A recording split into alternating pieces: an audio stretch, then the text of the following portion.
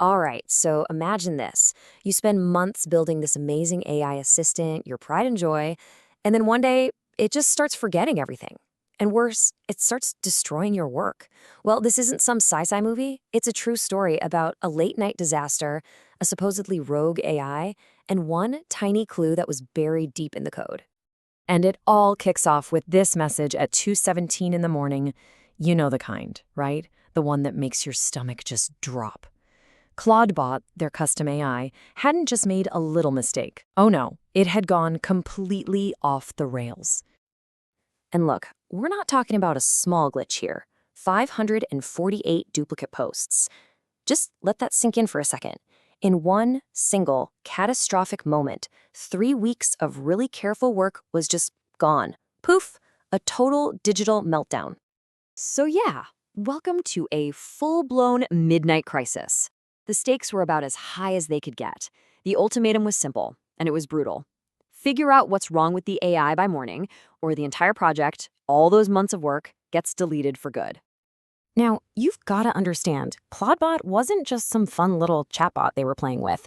It was basically the central nervous system for their whole operation. We're talking email processing, blog generation, the entire content pipeline. When it failed, the entire business was dead in the water.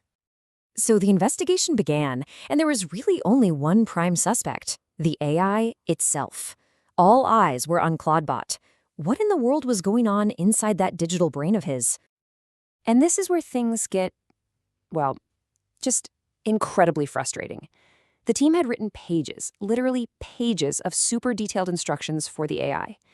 But every few hours, it would just forget. It'd wipe its memory, wake up, and basically ask, hey, so what were we working on again? It was a classic case of digital amnesia, which, of course, led them to the only conclusion that seemed logical and, frankly, pretty infuriating. It really felt like the AI was just being difficult on purpose. Was it actually ignoring pages and pages of direct commands?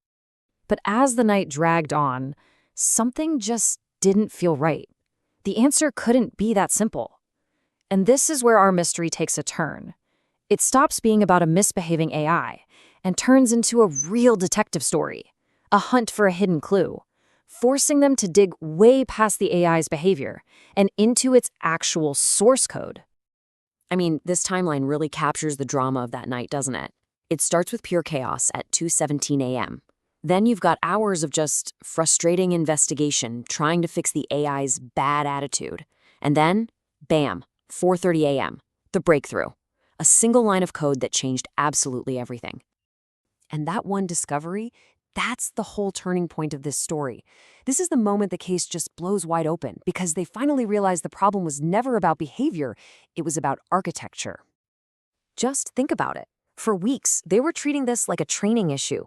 They kept rewriting the instructions, trying to make them clearer and clearer, but they were barking up the completely wrong tree.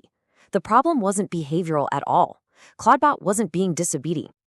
So here's the plot twist. The AI wasn't ignoring the plan. It literally never even saw the plan. It wasn't being defiant. It was completely blind to the very commands it was supposed to be following. And this is just such a perfect way to picture what was happening. I love this metaphor. It's like Clawdbot was carefully writing down this super detailed letter to its future self, but then it would tuck that letter into a drawer that its future self would never, ever think to look in. Okay, so let's get a little technical for a second and see what was really going on. Clawdbot was saving all its important recovery info into this file called sessioncontext.md.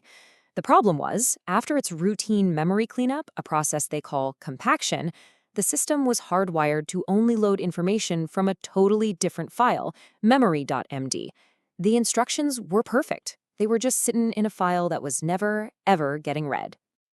And once they finally understood that fundamental design flaw, the solution was, well, it was almost laughably simple.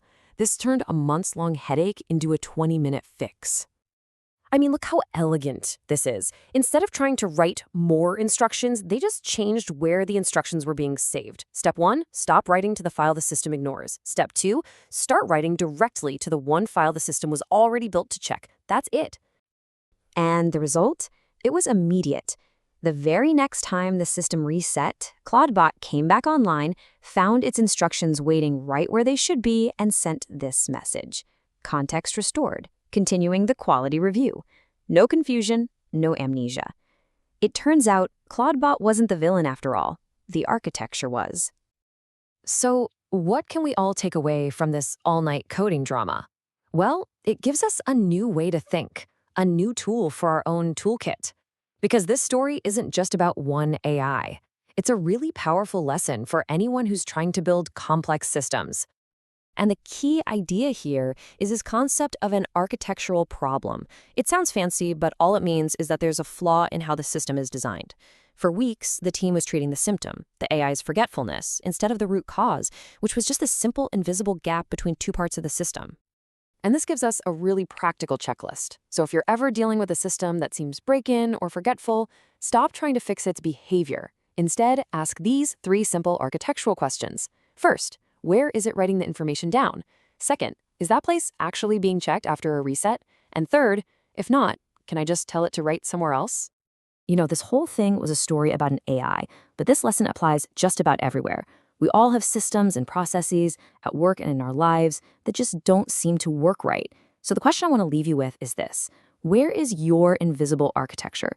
What problems are you treating as behavioral flaws when they might actually just be a broken connection in a system you can't even see?